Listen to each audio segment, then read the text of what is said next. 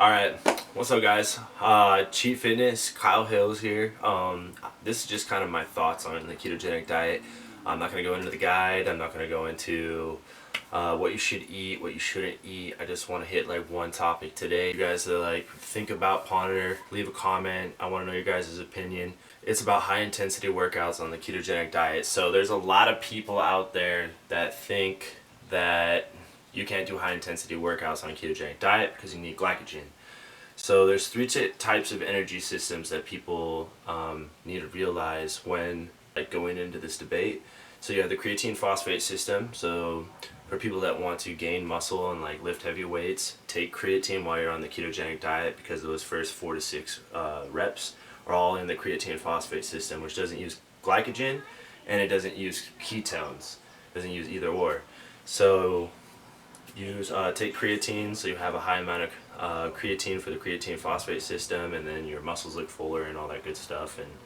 But that's not what I like to do. I like to do high intensity workouts. I'm all about CrossFit. I'm all about high reps, things to get my heart pumping, because then I feel like I actually got something done in the gym. Plus, it's the best way for losing weight. So if you want to lose weight fast on the ketogenic diet, everybody says to run. I hate running.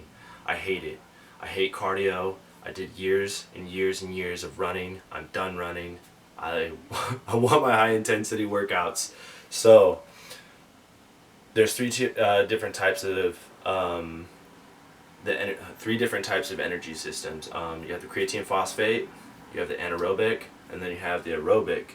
Anaerobic is sitting in that 8 to 12 rep range, and that's gonna start utilizing your ketones, because it doesn't suffocate your body of oxygen yet, and that's when we start getting into the aerobic.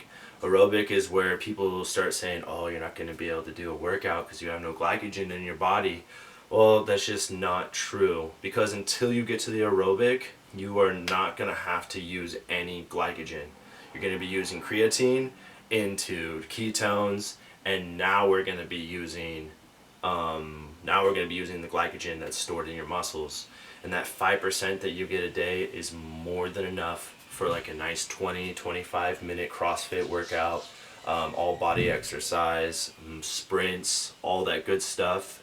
Have 5% again within 24 hours, and boom, you're ready to go again. We can also get into refeeding and all that. I'll do that another video down the way here, but the best thing that you can do is make sure you're hitting your 5% carbs. A lot of people don't utilize their 5% carbs. They get on the ketogenic diet and then they just start eating bacon and cheese and all these different types of fats, and they just say, well, no carbs for me. Well, one, you have to have your 5% of carbs. Two, you got to utilize your 5% carbs to the best of your ability, and the way that you do that is with deep leafy greens, Brussels sprouts, your vegetables, vegetable 5%. So just make sure you're hitting your 5%. What a lot of people do on the ketogenic diet, that's always wrong. They get into the diet, they have bacon, they have cheese, they have all this fat, and they're hitting their fat, but then they don't have the carbohydrates, and wonder why they're having bathroom problems. You're wondering why they're lethargic. You're wondering why they're not able to get through these workouts, and it's because they're not hitting your 5%. That 20 grams to 25 grams of carbohydrates goes a long way. I made that mistake when I first started. I was just eating nothing but bacon, which is already another problem, because you can't have just meat. You gotta have your oils, your butters, your creams, because of it's called glucogenesis.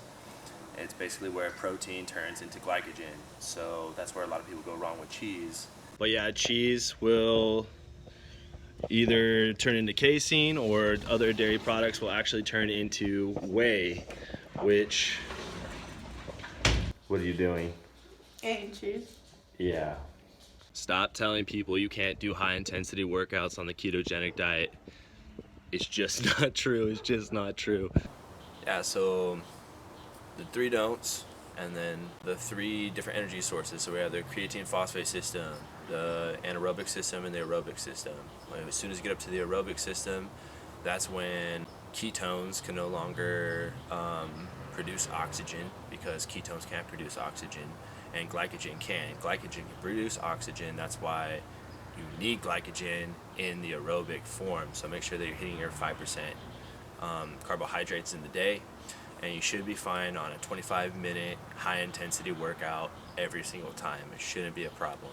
Go and check out my tripling down on weight loss, ketogenic diet, along with intermittent fasting and high-intensity workouts, and you'll be losing weight in no time. It took me 2 months. I cut way down, and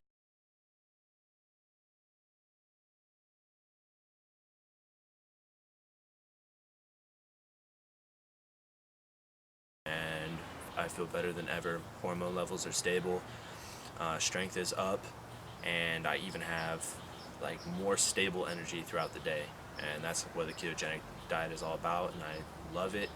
And I don't like people throwing a bunch of nonsense out there for you guys. So thank you for coming and watching Cheat Fitness.